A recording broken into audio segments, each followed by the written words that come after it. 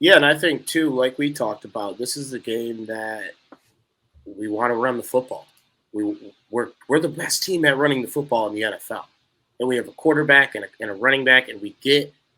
I saw we get Khalil back this week. I don't know what type of workload he'll get, but on our offense, man, when we had Khalil and Monty both firing, bro, especially given the handicap we have at the wide receiver position, and then Cole Kmet, while he has looked great at most points during the season, isn't as consistent as we'd like him to be yet, right?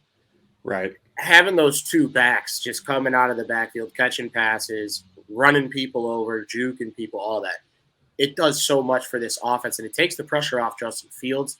Now, with that being said, I still think that he'll probably be on a snap count. He may not get 10 touches this game, but still having him back out there on the field nonetheless is very good for this offense. He's such a good outside zone running back, right? And wide zone concept stuff. And that's where he really makes his money, is running those outside zone concepts. And something that, because I was watching, I do the game preview and I do my breakdown videos every week, and something just felt weird about Buffalo's run defense. I was going through it and I couldn't figure out what it was. It was like looking at the stats. It was like they're top 10 in most traditional stats, like yards allowed and stuff like that. They're more middle of the pack in some of the more advanced stats, but they didn't look on tape like a team that was really strong against the run. Yeah.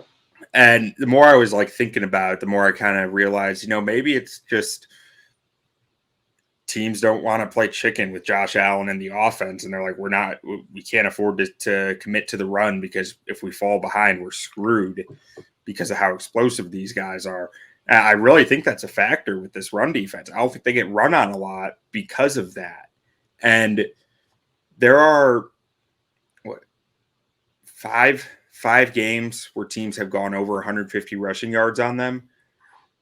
And in the other, 9 games, not a single team went over 100.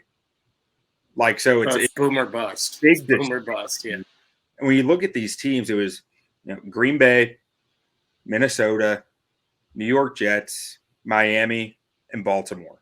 Miami ran for $150 on them, but that was that snow game last week, right? Oh, last week, yeah. Yeah. First one. But so all of these teams, except for Baltimore, are wide zone concept teams, right? That they're guys who are either Kubiak or Shanahan coaching tree. They really lean on the wide zone concepts heavily. And then Baltimore, they love a fullback. I love a fullback. Who doesn't? Teams who, on the season, when teams are running 2 back outside zone looks, and I heard this on the Bootleg Football podcast, which is awesome, with Brett Coleman and EJ Snyder. Bills are giving up 6.7 yards per carry on outside zone looks when there's a lead blocker, like a fullback. That can be an H-back, which is a tight end in the backfield, or however you want to use a lead blocker from the backfield. But in most cases, I'd say for the Bears at least, that's a fullback. That's Kari Blossingame. Now, outside zone looks, period, the Bills are giving up 5.4 yards.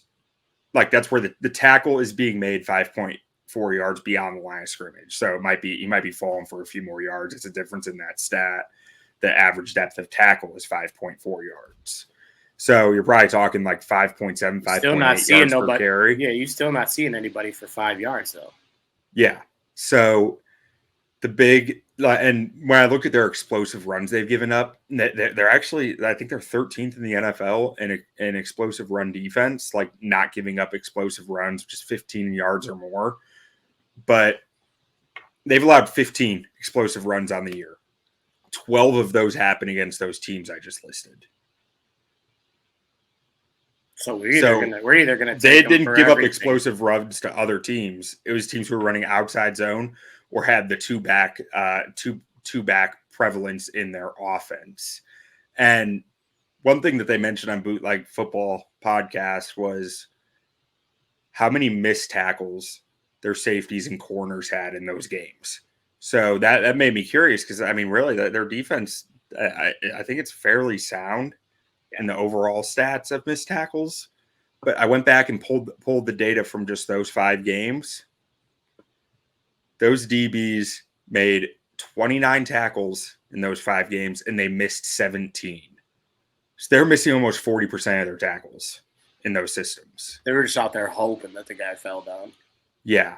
Dude, I can't believe we live in an NFL that's fucking acceptable, bro. Jack Tatum is rolling over in his grave right now. Yeah. Well, and I mean, it's like I said, it was weird and I wish that I realized it before I made my video because I didn't mention it in the video.